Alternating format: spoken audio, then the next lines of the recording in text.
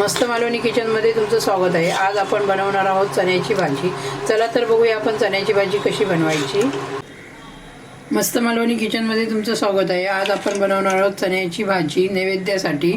ते बघा, इथे मी 1 वाटी चणे घेतले होते। हे अंदाजे आपण 200 ग्राम चणे आहेत आणि यांना मी 5 ते 6 तास भिजून घेतले आहेत।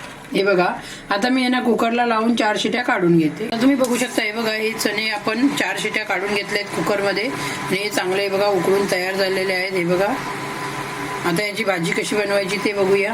आता ही बघा, चण्याची भाजी बनवण्यासाठी आपण या कढईमध्ये 2 पळी तेल घालून घेऊया। हे बघा, ही 1 पळी, 2 पळी। असं मी सुकून आहे ना डब्यामध्ये भरून फ्रीज मध्ये ठेवते। त्यातले मी 4-5 कढीपत्त्याची पानं घालून घेते।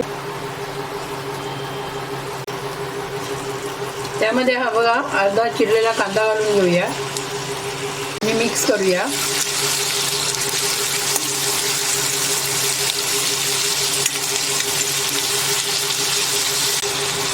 आलं लसूण पेस्ट अर्धा चमचा आपल्याला परत मिक्स करून घ्यायचं आहे। गुलाबी कलरचा कांदा होईपर्यंत भाजून घ्यायचा आहे व्यवस्थित। मीडियम गॅसवरती भाजायचा आहे आपल्याला। आता बघू शकता, हे बघा कांदा आपला भाजून तयार झालेला आहे। आता आपण त्यामध्ये मसाले घालून घेऊया। मसाले आपण स्लो गॅसवरतीच घालून घ्यायचे आहेत। आता हळद घालून घेऊया, 1 चमचा धना पावडर आणि पाव चमचा जिरा पावडर। आता हे सर्व मिक्स करूया।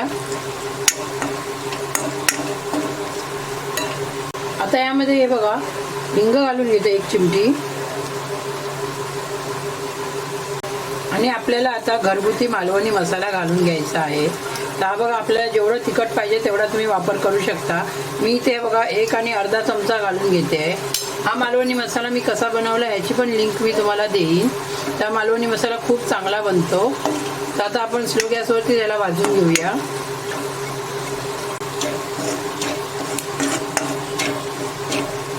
आता हे बघा, आपले मसाले भाजून तयार झालेले आहेत। हे वाटण बनवलं आहे, या वाटणची पण मी लिंक तुम्हाला देईन। हे आपण वाटण घालून घेऊया। आता हे 1 सुकं खोबऱ्याची 1 वाटी घेतली होती आणि 1 कांदा घेतला होता। त्याला व्यवस्थित भाजून मी मिक्सरला लावून घेतलं आहे आणि आता हे बघा त्या मसाल्यामध्ये आपल्याला हे भाजून घ्यायचं आहे। हे चणे मी ज्यावेळी उकडत ठेवले होते त्यावेळी मी अर्धा चमचा मीठ टाकून घेतलं होतं। मीठ टाकल्यामुळे चणे आपले चांगले उकडतात। तर आता हे चणे त्यामध्ये घालून घेऊया आपण। हे बघा, आणि आता व्यवस्थित मिक्स करूया।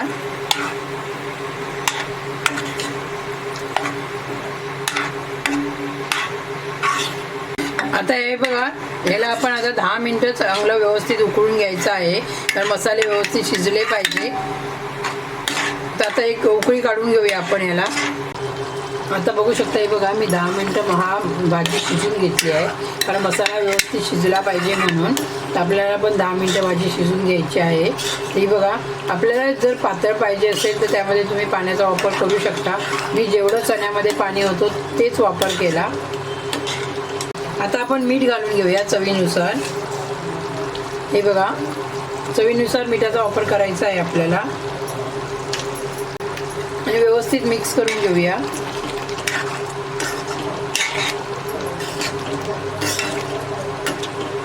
आता ही बघा, त्यामध्ये कसुरी मेथी घालून घेऊया। जर तुमच्याकडे असेल तर वापर करा, नाही केला तरी चालेल, कारण हे घातल्यामुळे आपल्या भाजीचा स्वाद अजून वाढतो, खुशबू पण चांगली येते।